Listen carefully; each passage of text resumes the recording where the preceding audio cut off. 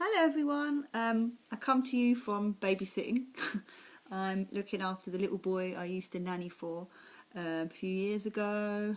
I've mentioned before that his mum also had problems trying to conceive, so she's always been quite good support to me, and she's recently had a baby after having high NK cells and stuff like that. So yeah, kind of same as me. Anyway, that's irrelevant. I'm here babysitting. It's Good Friday. Happy Easter, everybody. I thought it was about time I updated you on what has happened since my last update. I was waiting for the results of my NK cells test and the cytokines, which is how you pronounce it, and I got them back the other day. Just been mulling things over, just trying to work out what we're going to do next. Before I updated you all, I'm going to be looking at the notes and the email that I got from the clinic. I did speak to them on the phone, but she's put it in writing as well, so I could understand a bit more. And I kind of need your help, because I don't really know much about the treatment for some levels that are actually a little bit high. I have had my natural killer cells back, and they are supposed to range between 2.0 and 12.0, and mine were just elevated to 14.4. They're not overly concerned, but the treatment to bring these levels down would be steroids. So they're going to give me prednisolone steroids as I have had before, but there is a reason to give them to me now, which should reduce the levels anyway, which hopefully will mean that there's not little antibodies that are going to attack an embryo when it comes to doing IVF. So I'm not overly concerned about that. But they also tested the cytokines, which is basically overactive. Same thing, overactive immune going on in the uterus as well. So it's more can affect implantation and things, which could be a reason why I've had an issue in the past, because they are elevated. It's supposed to be between 13.2 and 30.6, and mine is 40.7, so it's quite elevated. And the clinic have advised me as for treatment for that, which is pretty scary and horrible really, because they've advised that I have something called Humira. This is a drug that is actually given to people with arthritis and Crohn's disease, actually, although I had ulcerative colitis. It's like to prevent inflammation. So yeah, so they want me to take this. I've heard some good and bad things about this drug, because it's not licensed for IVF particular, it's licensed for things like arthritis and stuff. So I've tried to get this drug on the NHS, and they've told me no, because there isn't enough studies to say that I need it. But before I have Humira, I have to have a blood test called the quantiferin gold TB blood test, because if I have the high level of TB in my blood, then Humira can activate this or irritate this. So I have to make sure that that's clear, which should be fine anyway, but it's just preventatory.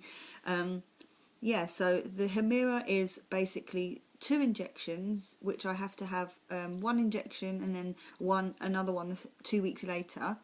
And then after I've had those 2 injections, a week later, I have to have my cytokines checked again to see whether the levels have gone down. The Humira is actually about £800 for these 2 injections, which is really messed us up, because obviously we have to now find an extra £800. And once we've had that treatment to check that it's worked, we have to have another testing to see if the cytokines have dropped, which will be another £255. So all in all, we have to find another £1,000 or just over for this treatment, which is blew Zav's mind slightly, because he's already stressing with the amount we're having to pay, where there's no guarantee these levels will drop. There's no guarantee we'll pay thousands of pounds for IVF and it doesn't work. It's a lot of money and we can't move forward. We want to be married, we can't afford that, we can't afford to buy a house. It's just, all our money's going into this, so he's stressing quite a lot at the moment.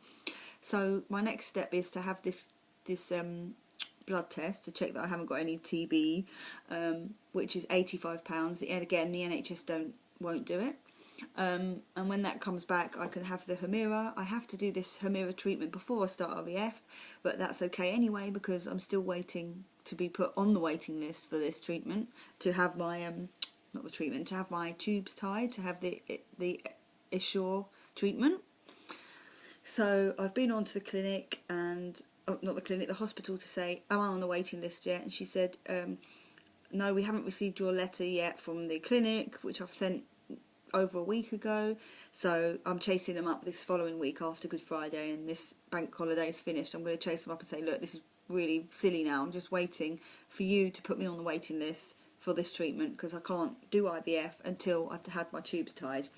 And then in the meantime, I can try and raise the money to have this treatment for Humira. Okay, this is where I need help, because some people are saying that Humira you can get quite bad side effects with it. There's no guarantees that it will drop the levels. Sometimes you can have a Humira flare up, quote, which means that it actually makes the levels increase. I don't know anything about that. I also know, I've heard that the Humira is prescribed for people that have high cytokines, because the Humira is a certain drug that helps with the inflammation, which is to do with the lining and the implantation, whereas the NK cells, steroids, is the treatment. But I've heard that some people have intralipids, which is what I mentioned before, but intralipids is only really to bring down the NK cells, but some people are saying that in turn brings down the levels of the cytokines because they're all connected. I think the NK cells produce the cytokines, so it's kind of all linked, but I'm really just in the middle of Googleizing, I was going to say, Googling everything. So yeah, this is where I'm at. We need to raise lots of money now. We need to work out whether we're going to have this Humira, whether it's going to cause more damage, because I think people with Crohn's disease, Crohn's disease is the small intestine, and I had ulcerative colitis, which is involves the large intestine, and they've removed the large intestine. But apparently some people say if I go back to my bowel person, my bowel specialist, they might prescribe it to me, but I doubt that they will if it's not for bowel issues. So it's more than likely I'm going to have to pay for it. So yeah, that's more, although I'm not going to have to wait for this treatment, I guess that's not frustrating. The frustrating part is waiting for this operation, which could take 8 weeks. So we're looking at about 3 months until I'm doing my IVF. That's if I get an appointment tomorrow and it's within 8 weeks, you know, for this treatment, for my IVF'er procedure. So that's where I'm at. Frustrating, but yeah, got to do what you got to do. And yeah, obviously the only other thing that I wanted to kind of talk about is, and update you on, is just kind of where Zav and I are really about it all, because we haven't even started the IVF and we're all already still very stressed. Well, Zav more so than me, because he's quite, for me, he will as well, but for me, I don't really care about the money side of things. I'll just pay the money back. I'm not in any rush to get married. We can get married anytime. I know it's ideal to be married first and then have kids afterwards, but if we have to do it the other way around, we have to do it the other way around. Like, I don't want to wait till I'm over 35 and the success rates to drop, and things like that. So I really, you know, he's stressing because he wants to move forward. He sees all his friends getting married. I'm just going to pause something quickly. He is the best man at 3 of his friends' wedding, so he's kind of like, you know, I'm organising other people's weddings. We're getting a loan out at his work in his name. It's going to take us time to pay that off, and there's no guarantees we're going to get pregnant. And if we do get pregnant, then I'm only going to be able to work, you know, a few more months, and we've then got an £8,000 loan to pay off. Like, now that we're having all these tests and all this treatment, it's now adding much more money on top. He's just out of his mind at the moment. He really struggles with a lot when it comes to money and things like that, and not moving forward. It's not that we're not happy with where we are, because we rent a really lovely flat. We've both got really good jobs. We're happy. You know, you know, but I think just moving forward, thinking about buying a house, thinking about getting married, we can't do any of these things, because we've got to do this, and we do have to do this, because if we want a baby, we just have to put our best foot forward. So it's very stressful, very, very stressful. I just noticed I got bags. So yeah, we just wait for all that to happen now. If anyone's got any advice on Humira, I'll probably put Humira in the top bar somewhere, so that maybe if you're watching me for the first time, you're also in the same position, you can kind of give me some advice on this sort of treatment. And I hope you're all well, and a big shout out and a congratulations to a few people in the community that have actually had babies.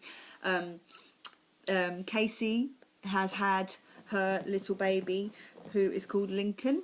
I think it's pronounced Lincoln. Yeah, and he looks just like her. I think he looks like her anyway. Really full lips, very cute. And also Carla the Bubble Lush has just had a baby boy, and so has Renee, long to life. And I just want to say a big hello to you guys.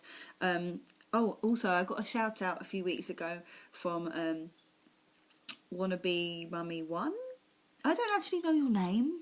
Do you know that? I've never known your name from the beginning since I watched you. But she is pregnant with twins, and I think she's like 20, between 24, 25, 26, 20 something weeks. And she always says hello to me, and she likes my videos and I like hers. I think she's really funny, and she's got such a nice big smile, a big personality. Whenever you kind of click to open the video, it always makes me smile, and I'm always happy to see her. So yeah, that's about it for now. If I've missed anyone out, I'm sorry. I love you all, and I will keep you posted, and if anyone's got any advice, please leave a comment below. Talk to you soon.